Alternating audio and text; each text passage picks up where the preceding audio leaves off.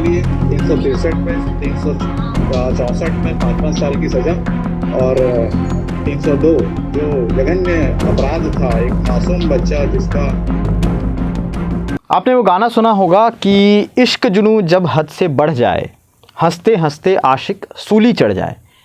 आज एक ऐसे ही आशिक के सूली चढ़ने का फरमान जारी हो गया।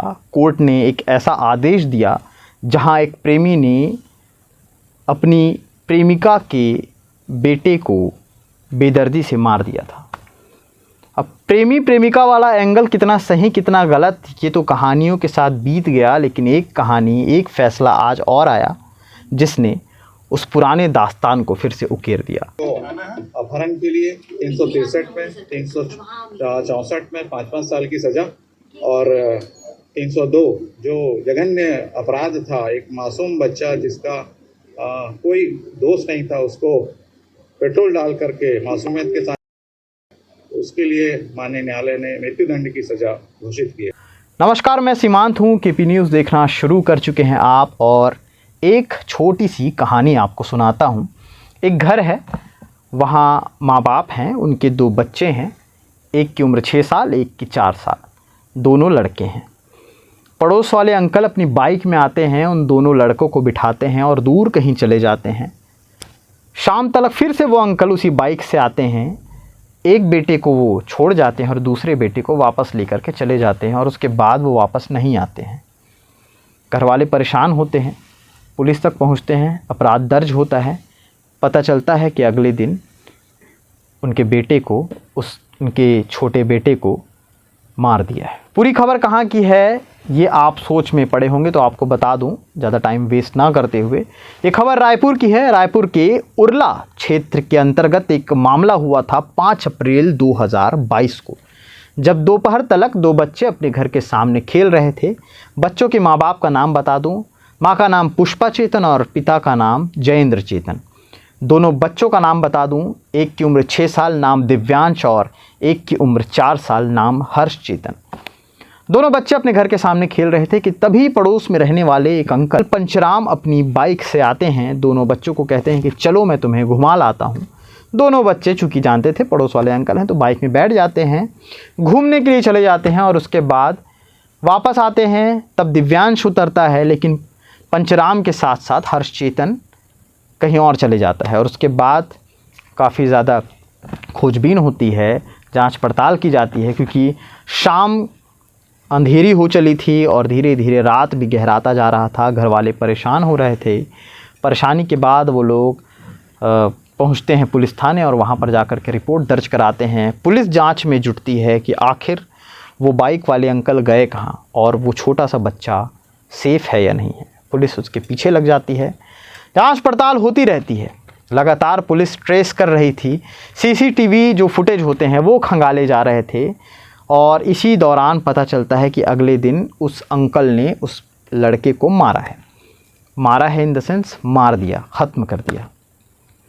क्यों मारा, ये बड़ा सवाल है, और इस सवाल का जवाब भी है। वो जवाब कितना सही कितना गलत ये तो नहीं पता, लेकिन उस समय जब ये मामला आया था तो जवाब कुछ ऐसा ही इतर आ रहा था।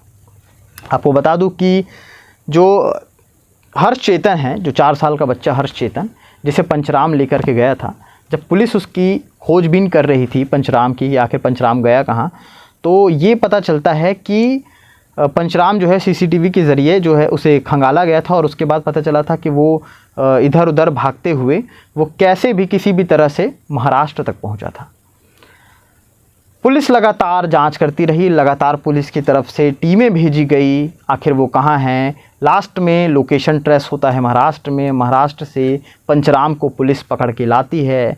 लाने के बाद अपने तौर तरीक़ों से पूछताछ करती है, सच उगलवाने की कोशिश करती है, और इसी सच के माध्यम से पंचराम हकीकत बयां करता है। वो बताता है कि जब वो शाम के समय जो दिव्यांश को वो छोड़ के गया, और साथ ही साथ हर्ष चेतन को वो अपने साथ लेकर के गया था, उसके अंदर एक गुस्सा था। गुस्सा ये था कि वो हर्ष की माँ से बेइंतहा प्यार करता था, और उसे सबक सिखाने के लिए उसने ये कूटनीति रची थी। उसे किडनैप करने की जो भावना से उसे ले गया था, लेकिन उसके बाद जब उसे कुछ समझ नहीं आया तो उसने बेमेतरा के हसदा ग्राम के पास, वहाँ पर एक मरघट्टी है, कब्रिस्तान है, मसान घाट है, वहाँ पर उसे ख़त्म कर दिया। जाने के बाद वो वहाँ से फ़रार होता गया और उसके बाद ही लोकेशन ट्रेस हो पाया था। और ये पूरी प्लानिंग हड़बड़ी में बताते हुए उसने बताया कि उसने दुर्ग के किसी शख्स के पास अपनी गाड़ी को जो है बेच दिया था, उसकी डीलिंग कर ली थी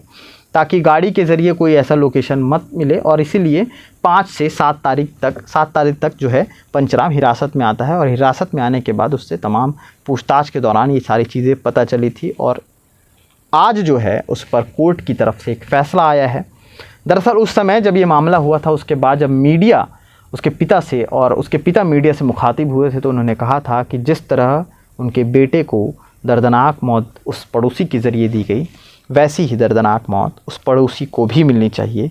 उसने ये न्याय की दरख्वास्त की थी और उच्च न्यायालय की तरफ से ये दरख्वास्त कबूल की गई और उसके बाद तमाम सबूतों गवाहों के आधार पर आज जो है फ़ैसला लिया गया पंचराम के मृत्युदंड का। तो अपहरण के लिए 363 में, 364 में 5-5 साल की सज़ा और 302 जो जघन्य अपराध था, एक मासूम बच्चा जिसका कोई दोष नहीं था, उसको पेट्रोल डाल करके मासूमियत के साथ गया, उसके लिए माननीय न्यायालय ने मृत्युदंड की सज़ा घोषित की है। तो ये वो 2 साल पहले की हकीकत जो कहानी बन चुकी थी, लेकिन एक फ़ैसले ने उस कहानी को फिर से ज़िंदा कर दिया और उसके बाद जो है ख़बर की सुर्खियों पर बनने पर मजबूर कर दिया है। तमाम चीज़ों को देखते हुए उनके बेटे को तो वापस नहीं ला सकते, लेकिन जो चीज़ें हुई थी उस पर न्याय ज़रूरी था, उस पर फ़ैसला आना ज़रूरी था, जो फ़ैसला आ चुका है। इस तरह की तमाम खबरें और भी ज़मीनी हकीकतों के साथ साथ छत्तीसगढ़ के और भी जगहों पे जो चीज़ें होती रहती हैं, उससे जुड़ने और जोड़ने के लिए आप नीचे दिए गए नंबर पर संपर्क करिए, हमें खबर भेजिए। वो खबर हम अपने तर्ज पे देखेंगे कि वो खबर कितनी सही है, कितनी गलत है और उसके बाद वो हमारे और आपके दिख रहे स्क्रीन पर ज़रूर पेश करेंगे। तब तक के लिए शुक्रिया।